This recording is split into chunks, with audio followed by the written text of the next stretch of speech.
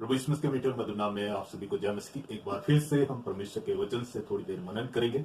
मेरे साथ आज निकालिए पहला सैमुएल उसका 30 अध्याय उसका 19 वचन आज हम पढ़ेंगे। पहला सैमुएल उसका 30 अध्याय उसका 19 वचन। वहां पे इस प्रकार से लिखा है, वर्ण उनके क्या छोटे क्या बड़े, क्या बेटे क्या बेटियां, क्या लूट का माल, सब कुछ जो अमालेकी ले गए थे, उसमें से कोई वस्तु न रही जो उनको न मिली हो, क्योंकि दाऊद सब का सब लौटा लाया। आमीन। कहता परमेश्वर का वचन कहता है, क्योंकि दाऊद सब का सब लौटा लाया। अमालेकियों से परमेश्वर सदा युद्ध करता रहेगा। जिस प्रकार परमेश्वर के दास मूसा ने अपनी लाठी को उठाकर प्रार्थना किया और यहोशू ने युद्ध किया, और वहां पर परमेश्वर यहोवा निसी के रूप में जाना गया और कहा कि मैं अमालेकियों से सदा युद्ध करता रहूंगा। कहता जो कुछ भी अमालेकी लूट कर लेके गए थे, जब हम 30 अध्याय को पढ़ते हैं तो कहता है तीसरे दिन, इस तीसरे दिन से पहले की कुछ घटना यहाँ पे घटती है। कहते कि दाऊद की नौकरी चली जाती है, जहां पे वह एक सैनिक के रूप में कार्य करता है। कहते कि परमेश्वर का वचन कहता है कि साउल ने हजारों को परंतु दाऊद ने लाखों को मारा, और उसी दाऊद को फिलिस्तियों ने पहचान लिया कि यह कौन है और उसे नौकरी से निकाल दिया। उससे पहले दाऊद का जीवन देखते तो काफी जगह पर दाऊद को लोगों ने तुच्छ जाना, उसको इतना महत्व नहीं दिया, लेकिन परमेश्वर उसे हमेशा ऊंचा उठाता गया। साउल ने कई बार उसे मारना चाहा, लेकिन परमेश्वर ने उसे बचाया। कहते हैं कि जंगल में परमेश्वर का दास दाऊद छुपे रहता था, लेकिन परमेश्वर ने कभी भी साउल के हाथ में दाऊद को पड़ने नहीं दिया। भले उसके पास अच्छे से अच्छे योद्धा थे, भले वो दोनों एक गुफा में बैठते थे, भले कुछ भी परिस्थितियां क्यों न थी, लेकिन उसके बावजूद भी परमेश्वर ने दाऊद की रक्षा की। जब इन घटनाओं के बाद हम देखते तीसरे दिन नौकरी जाने के बाद, या फिर कहे समाज में, परिवार में, या फिर कई अनेक तरीके से दाऊद सताया गया था। कहते कि जब 3 दिन की सफर की यात्रा करके दाऊद अपने घर पर आया तो घर की परिस्थितियां उसके लायक नहीं थी। जब वो घर पर पहुंचा तो सब कुछ लूटा गया था। उसके पत्नी, उसके बच्चे, उसके बेटी बेटियां, उसके पशु, उसके धन संपत्ति, सब कुछ को अमाले की बंधुआई में लेके गए।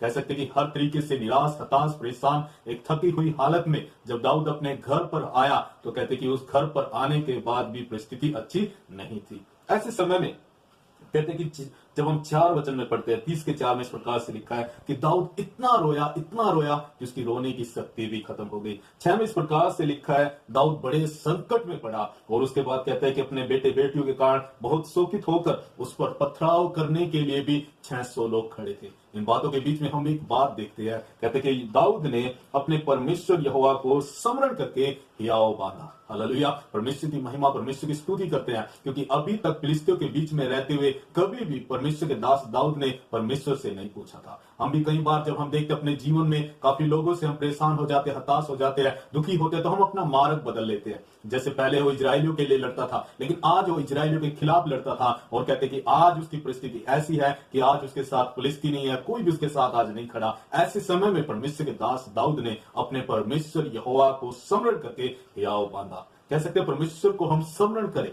कह सकते हमारे पास कुछ है स्मरण करने के लिए जो परमेश्वर ने हमारे जीवन में किया। हाँ है, दाऊद के पास है कि वो शेरों से लड़ा, हाँ उसके पास है भालू से लड़ा, हाँ उसके पास है गोलियत से लड़ा, हाँ परमेश्वर ने उसे साउल के हाथ से बचाया। वो कह सकते हैं कि मैं परमेश्वर यहोवा को स्मरण करता हूं। हम अपने परमेश्वर यहोवा को स्मरण करें कि किस प्रकार से उसने मुझे बीमारियों से चंगाई दी, किस प्रकार से जब मैं कर्ज में था परमेश्वर ने मुझे छुड़ाया, किस प्रकार से जब मैं अकेला था परमेश्वर मेरे साथ हो गया, किस प्रकार से मेरी परिस्थितियां कितनी बेकार थी, उन परिस्थितियों में परमेश्वर यहोवा ने मुझे जय दिया। कह सकते अपने परमेश्वर यहोवा को स्मरण करके हियाव बांधा। उसके बाद की घटना घटती है। कहते परमेश्वर का वचन कहता है उसने एपोद मंगाया।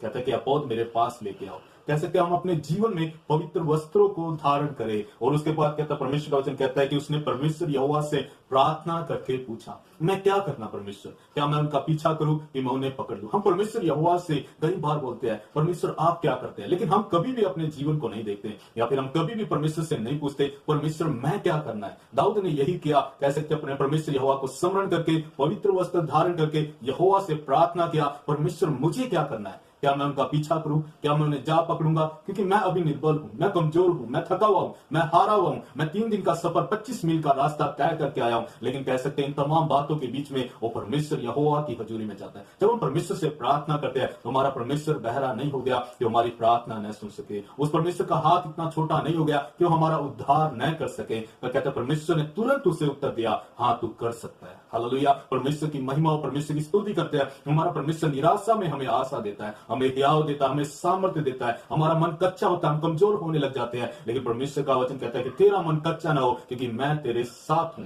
उसके बाद हम देखते हैं परमेश्वर ने किस प्रकार से दाऊद के लिए रास्ता खोल के दिया। एक मिस्री व्यक्ति उसे आ मिला और उसके लिए परमेश्वर का वचन कहता है कि उसे रोटी और उसके पीने के लिए पानी दाऊद ने दिया, और उसके बाद कहते हैं कि उस व्यक्ति ने दाऊद को बताया कि अमलेक उसके बच्चों को किस रास्ते से लेकर बंधुआई में गए हैं। उसके बाद हम देखते हैं कि परमेश्वर का वचन कहता है कि 200 लोग थक के बैठ गए, कहते हैं कि हम इससे आगे नहीं जा सकते। संख्या भले ही कम हो गई, लेकिन परमेश्वर के दास दाऊद के पास साहस था, हियाव था, प्रार्थना का उत्तर था, और इन तमाम बातों को दाऊद अपने जीवन में रखते हुए यहोवा की ओर ताकते हुए आगे बढ़ा। कहता है परमेश्वर का वचन कहता है कि उस जगह पर गए, लड़ाई हुई, और उसके बाद कहता है कि 400 पुरुषों को छोड़ जो ऊंटों पर चढ़कर भाग गए थे उसमें से एक भी मनुष्य न बचा। उसके बाद कहता है कि जो कुछ अमालेकी ले गए थे सब दाऊद ने छुड़ाया, और दाऊद ने अपनी दोनों स्त्रियों को भी छुड़ाया। वो क्या छोटे क्या बड़े, क्या बेटे क्या बेटियां, क्या लूट का माल, सब कुछ को अमालेकी जो ले गए थे उसमें से कोई वस्तु न रही जिसको दाऊद लौटा कर नहीं लाया। उसके बाद की घटना कहते हैं परमेश्वर हमारा सब कुछ लौटा कर लेकर के आता है। हमारा आत्मिक जीवन,